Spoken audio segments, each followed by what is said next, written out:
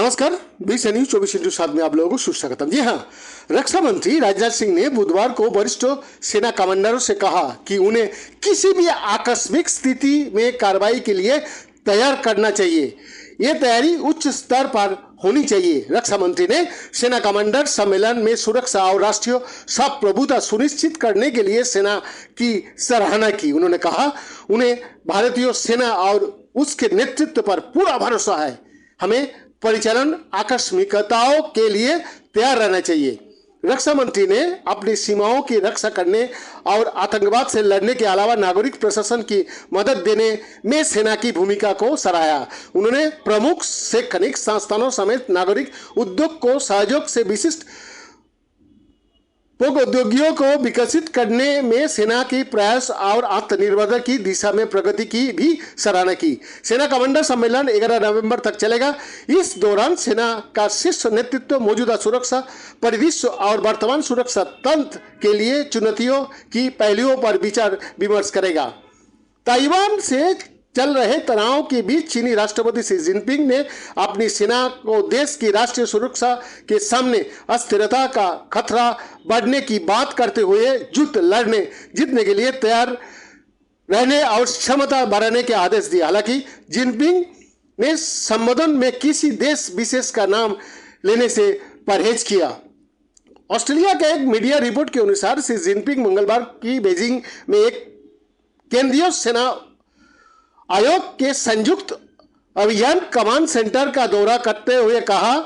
इस दौरान उन्होंने सैनिक से मुलाकात भी की और ताइवान और अन्य देशों के साथ बढ़ते तनाव के देखते हुए सेना को आदेश दिया कि युद्ध की स्थिति कभी भी बन सकता है, इसलिए सेना को 24 घंटा युद्ध के लिए तैयार रहना चाहिए। जिनपिंग ने कहा कि वो किसी भी युद्ध की तैयारी को व्यापक रूप से मजबूत करेंगे। 20 लाख से अधिक जवानों और अधिकारियों वाली दुनिया की सबसे बड़ी सेना के अपने नए कार्यकाल के पहले संबोधन में जिनपिंग ने कहा कि दुनिया ऐसे बदलाव से गुजर रहा है जो पिछली एक सदी में नहीं देखा गया। उन्होंने और जोर देते हुए कहा कि चीन की राष्ट्रीय सुरक्षा बढ़ती अस्थिरता एवं अनिश्चितता के खतरे का सामना कर रही है और सेना को सामने कठिन कार्य है। जिनपिंग का यह बयान संशोधन संपन्न हिंद प्रशांत महासागर क्षेत्र में चीन की आक्रामक सेना गतिविधियों को लेकर बढ़ती अंतर्राष्ट्रीय चिंता के बीच आया है। उधर चीन और भारत की सेनाओं के बीच पूर्वी लद्दाख में लंबे समय रहे गतिरोध जारी था।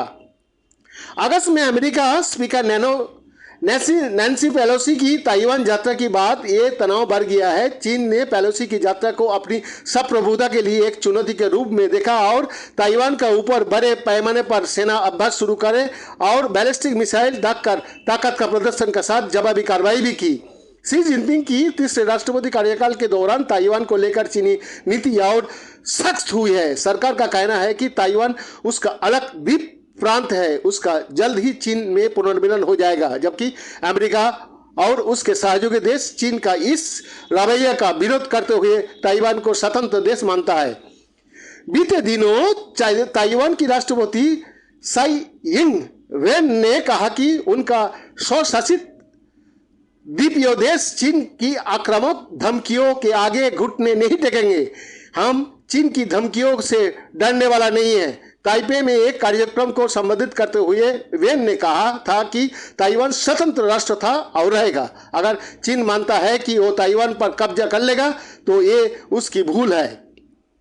चीन की सरकारी न्यूज एजेंसी सिन्हुआ की रिपोर्ट के मुताबिक जिनपिंग ने सेना से कहा कि सेना के सामने सारी ऊर्जा युद्ध में लगा देना चाहिए। युद्ध की तैयारी को लेकर सेना को अपनी क्षमता और संसाधनों का भी बढ़ाना चाहिए। जिनपिंग ने चीनी सशस्त्र बलों की 20वीं CPC राष्ट्रीय कांग्रेस की मार्गदर्शक सिद्धांतों का पूरी तरह से अध्ययन, उनका प्रचार और कार्यान्वयन करने तथा राष्ट्रीय रक्षा और सेना के आधुनिक बनाने के लिए ठोस कार्रवाई करने का निर्देश दिया। जिनपिंग ने सशस्त्र बलों की राष्ट्रीय संप्रभुता, सुरक्षा और विकास हितों के रक्षा करने तथा पार्टी और जनता द्वारा सौंपे गए विभिन्न कार्यों का पूरा करने का भी निर्देश दिया। बैद्यनाथ दास का रिपोर्ट, बीस न्यूज 24।